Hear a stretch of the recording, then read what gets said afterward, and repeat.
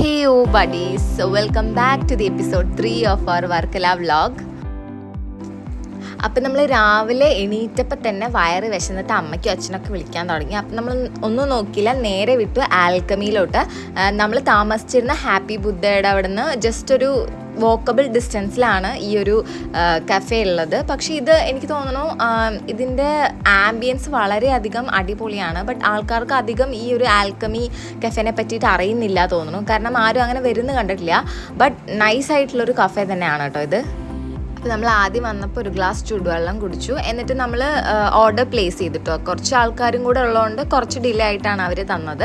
So meanwhile ഞാനിങ്ങനെ എൻ്റെ story തന്നെ ഒരു 100,000 വട്ടം ഇരുന്നെടുത്ത് നോക്കും ഗൈസ്. എനിക്കറിയാൻ വേണ്ടി അസുഖം പല ആൾക്കാർക്കും ഉണ്ട് എന്നുള്ളത് അല്ലേ. നിങ്ങൾക്ക് ഹൈലി റിലേറ്റബിൾ അല്ലേ ഞാനിത് പറഞ്ഞത്. അങ്ങനെ കാത്തിരുന്ന് ഹമാര ഫുഡ് ആകയാ. ഓക്കെ, അപ്പം നമ്മൾ സ്റ്റാർട്ടേഴ്സായിട്ട് ഫ്രഞ്ച് ഫ്രൈസും പിന്നെ ഞാൻ നൂൽ പൊറോട്ടയും ബട്ടർ ചിക്കനും ആണ് പറഞ്ഞിരിക്കുന്നത്. മെനു കാർഡിൽ വേറെ കുറേ പുതിയതായിട്ട് നമുക്ക് ട്രൈ ചെയ്യാൻ പറ്റിയ കുറേ ഡിഷസ് ഉണ്ടായിരുന്നു. ബട്ട് ഗൈസ്, നമ്മളെ പറ്റി അറിയില്ല, നമ്മൾ എവിടെ കയറി എന്ത് പരിപാടി അവതരിപ്പിച്ചാലും അത് ഫ്ലോപ്പ് ആവാറാണ് പതിവ്. ഞങ്ങൾ ചോദിച്ച ഒരു ഐറ്റംസ് അവിടെ ഉണ്ടായിരുന്നില്ല, ആ ടൈമിൽ ഞങ്ങൾക്ക് അവൈലബിൾ ആയിരുന്നില്ല. അപ്പം നമ്മൾ തൽക്കാലം ഈ നൂൽ പൊറോട്ടയും ബട്ടർ ചിക്കനും കൊണ്ട് ഒതുക്കി. Taste wise and quantity wise ആണെന്നുണ്ടെങ്കിൽ വളരെ നന്നായിരുന്നു. പിന്നെ നമുക്കിത് അഫോർഡബിൾ ആണ്. ഈ ഒരു കഫേ വരുന്നത് ഞാൻ പറഞ്ഞത് നമ്മുടെ ആ ക്ലിഫിൻ്റെ ഭാഗത്തുള്ള കഫേസൊക്കെ എന്ന് പറയുമ്പോൾ ഭയങ്കര എക്സ്പെൻസീവ് ആയിരിക്കും. ഇപ്പം അത് അവിടുന്ന് വിട്ടിട്ടായത് കാരണം ഈ ഒരു സൈഡിലോട്ടൊക്കെ വരുമ്പോൾ നമുക്ക് കുറച്ച് അഫോർഡബിൾ ആയിട്ട് സാധനങ്ങൾ കിട്ടും.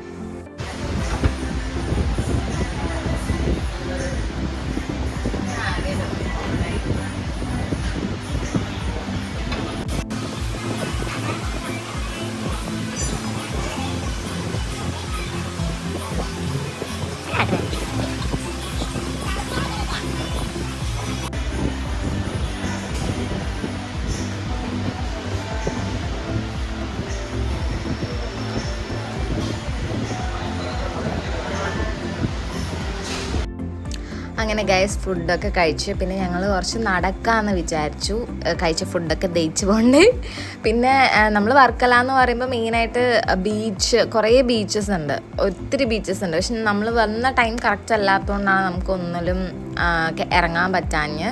ഇപ്പം ഞങ്ങൾ ഈ വന്നേക്കുന്നത് ബ്ലാക്ക് സാൻഡ് ബീച്ചിലോട്ടാണ് കേട്ടോ വന്നേക്കുന്നത്. ഇവിടെ ഒരു ചെറിയൊരു ഷോർ ഉണ്ടെങ്കിലും ബട്ട് അവിടെയും റെസ്ട്രിക്ഷൻ ഉണ്ടായിരുന്നു. ലൈക്ക് നമുക്കൊരു റോപ്പ് കെട്ടിയിട്ട് നിങ്ങൾ ആ കാണുന്ന റെഡ് കളർ കണ്ടോ, അതൊരു റോപ്പാണ്. അവിടെ അതിന് അപ്പുറത്തോട്ട് നമുക്ക് കയറാൻ പറ്റില്ല. മീൻസ് പിള്ളേരൊക്കെ കളിക്കുന്നുണ്ട്, പക്ഷെ അവിടെ ഗാർഡ് എന്തെങ്കിലും ഉണ്ടെന്നുണ്ടെങ്കിൽ അവരൊക്കെ കണ്ടു കഴിഞ്ഞാൽ നമ്മളെ തിരിച്ചിങ്ങോട്ട് തന്നെ പറഞ്ഞു വിടും, കാരണം നമുക്ക് ഇറങ്ങാൻ പാടില്ല എന്നാണ്. അങ്ങനെ ബീച്ചിൽ കുറച്ച് വട്ടം കറങ്ങി നിന്നപ്പം കുറച്ച് കഴിഞ്ഞ് ബീച്ചിൻ്റെ തൊട്ടടുത്ത് തന്നെ ആയിട്ട് വർക്കല അക്വേറിയം ഉണ്ട്. പക്ഷെ അവിടെ അധികം ആൾക്കാർ പോകുന്നത് കണ്ടില്ല. ബട്ട് ആംബിയൻസ് കൊള്ളായിരുന്നു. ഇതേപോലെ കുറേ തെങ്ങും പിന്നെ ആ ബിൽഡിംഗ് ഒക്കെ കാണുമ്പോൾ നമുക്ക് എന്താണ് ജസ്റ്റ് കയറി നോക്കാമെന്ന് വിചാരിച്ചിട്ട് ഞങ്ങൾ പോയതാണ്. അപ്പം ഒരാൾക്ക് 30 രൂപയാണ് ടിക്കറ്റ് ചാർജ് വരുന്നത്. ആൻഡ് കൊള്ളായിരുന്നു. ഒത്തിരി ഫിഷസ് ഉണ്ടെന്ന് പറയില്ല, പക്ഷെ ഭയങ്കര കുറവാണെന്നും പറയാൻ പറ്റില്ല. അത്യാവശ്യം നമുക്ക് ആ ഒരു 30 റുപ്പീസിന് മുതലാക്കാൻ പറ്റുന്ന പോലെ നമുക്ക് കണ്ടിറങ്ങാം അങ്ങനെ.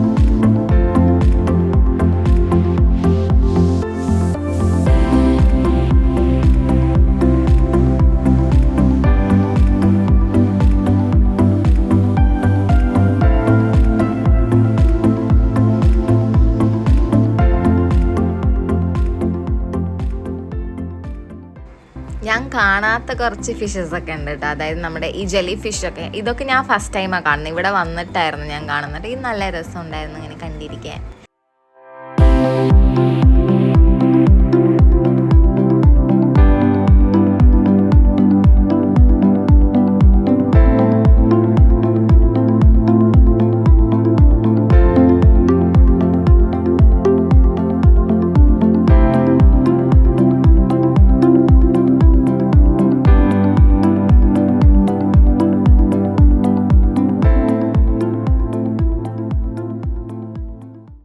പിന്നെ എനിക്ക് ഇവിടെ വന്നിട്ട് ഈ ഒരു ഇതിൻ്റെ പേരെനിക്ക് ഓർമ്മല്ല.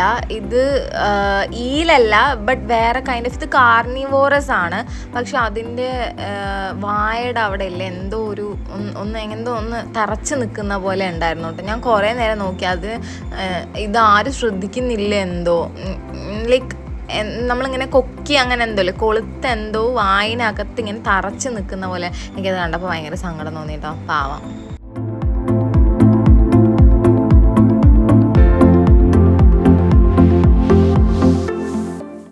പിന്നെ നമ്മൾ അക്വേറിയത്തിൻ്റെ പുറകു വശത്തോട്ട് വരുവാണെന്നുണ്ടെങ്കിൽ അവിടെ ചിൽഡ്രൻസ് പാർക്ക് ഉണ്ട് കേട്ടോ, കുട്ടികൾക്ക് കളിക്കാൻ പറ്റുന്ന പോലെ. അതിൻ്റെ തൊട്ട് ബാക്കിലാണ് നമ്മൾ നേരത്തെ കണ്ട ബീച്ചുള്ളത്, അതിൻ്റെ തൊട്ട് ബാക്കിലാണ്.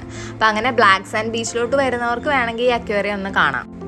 ഓക്കെ ഗായ്സ്, നമ്മുടെ നെക്സ്റ്റ് സ്പോട്ടാണ് ടിക്കറ്റീബു. ഓക്കെ, ഇത് ഇത്ര പെട്ടെന്ന് നൈറ്റ് ആയത്, ഞങ്ങൾ അവിടുന്ന് പിന്നെ ഭയങ്കര ടയേർഡായിരുന്നു. പിന്നെ ഞങ്ങൾ തിരിച്ച് വീണ്ടും പോയി റൂമിൽ റെസ്റ്റ് എടുത്തിട്ട് പിന്നെ രാത്രി ആയപ്പോഴാണ് എന്നാൽ ശരി നമുക്കൊന്നുകൂടെ ഫുഡ് അടിക്കാൻ പോകാമെന്ന് പറഞ്ഞിട്ട് ഞങ്ങൾ ടിക്കറ്റീബുവിലോട്ട് വന്നത്. കാരണം നമ്മളിപ്പം കുറേ സാധനങ്ങൾ അവിടുത്തെ ഡിഷസ് അല്ലെങ്കിൽ നമ്മൾ കുറച്ച് ഹെവി ആയിട്ടാണ് കഴിച്ചത്. അപ്പം I thought that will have something light, കുറച്ചൊന്ന് നമ്മുടെ ഇഡ്ഡലി ദോശ അങ്ങനെ കഴിക്കണം എന്ന് ഭയങ്കര ആഗ്രഹം ഉണ്ടായിരുന്നു. അപ്പോൾ അതിന് പറ്റിയ റെസ്റ്റോറൻറ്റ്സ് നോക്കി നടന്നപ്പോഴാണ് ടിക്കറ്റീബു കണ്ടത്. അപ്പം ഞാൻ ഇതിനകത്ത് മുട്ട ദോശയായിരുന്നു ഓർഡർ ചെയ്തത്. എൻ്റെ ഫ്രണ്ട് വന്നിട്ട് എന്തോ പൊടി ഇഡ്ഡലി അങ്ങനെ എന്തോ ആണ്, പൊടിയോ സംതിങ്. ഇത് കഴിച്ചപ്പോൾ നല്ല നല്ല ഹാപ്പി ആയിരുന്നു കേട്ടോ ഞാൻ. കാരണം നമ്മൾ കുറേ ഇങ്ങനെ ഫുഡ്, നമുക്ക് ഹെവി ആയിട്ടുള്ള ഫുഡ്സൊക്കെ കുറേ കഴിക്കുമ്പോൾ നമുക്ക് നമ്മുടെ ഇങ്ങനെ കുറേ കഴിച്ചപ്പോൾ എനിക്ക് എൻ്റെ അമ്മേനെ എൻ്റെ വീടൊക്കെ ഓർമ്മ വന്നപ്പോൾ അതുകൊണ്ടാണ് നമ്മൾ ദോശയും ഇഡ്ഡലിയും കഴിക്കാമെന്ന് വിചാരിച്ച് വന്നത്.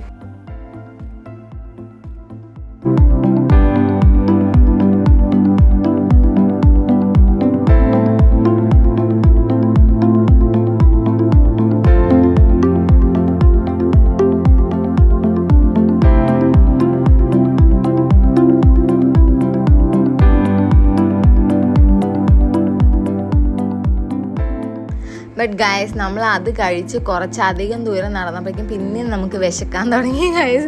അപ്പം നമ്മൾ വിചാരിച്ചു ശരി, will have some snacks or drinks അങ്ങനെ എന്തെങ്കിലും കഴിക്കാമെന്ന് വിചാരിച്ചിട്ട് നമ്മൾ ഫസ്റ്റ് ഇവിടെ വന്ന സമയത്ത് ലിറ്റിൽ ടിബറ്റിൽ കയറിയില്ലേ, അപ്പം അവിടെ കുറച്ച് ഡ്രിങ്ക്സും കാര്യങ്ങളൊക്കെ ഉണ്ടായിരുന്നു. അപ്പം നമ്മൾ ആ ടൈമിൽ അത് ട്രൈ ചെയ്തില്ല. അപ്പോൾ ശരി ഈവനിങ് വന്നിട്ട് നമുക്ക് കഴിക്കാമെന്ന് പറഞ്ഞിട്ടായിരുന്നു.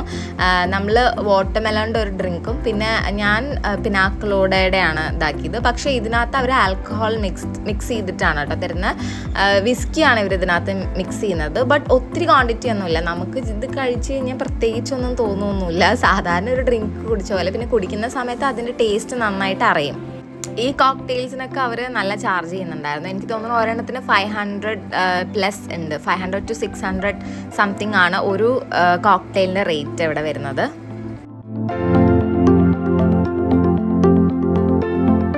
എനിക്ക് സത്യം പറഞ്ഞാൽ നല്ല സന്തോഷമുണ്ട്, ബട്ട് സെയിം ടൈം എനിക്ക് ഭയങ്കര സങ്കടമുണ്ട്. കാരണം ഇതാണ് വർക്കലയിലെ ലാസ്റ്റ് ഡേ വരുന്നത്. നമ്മൾ ടോട്ടൽ 2 ഡേ ആണ് ഇവിടെ സ്പെൻഡ് ചെയ്യണം എന്ന് ഉദ്ദേശിച്ചത്.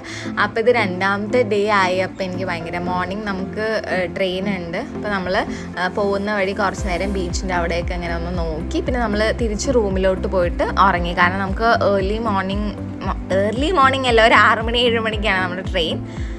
Okay guys, so that's the end. നമ്മുടെ വർക്കല വ്ളോഗ് ഇവിടെ അവസാനിച്ചിരിക്കുകയാണ്. അപ്പം നമ്മൾ ഇനിയും ട്രിപ്സ് ചെയ്യുന്നുണ്ടാവും. So guys, please support and subscribe my channel. So അൻറ്റിൽ then it's A bye from me.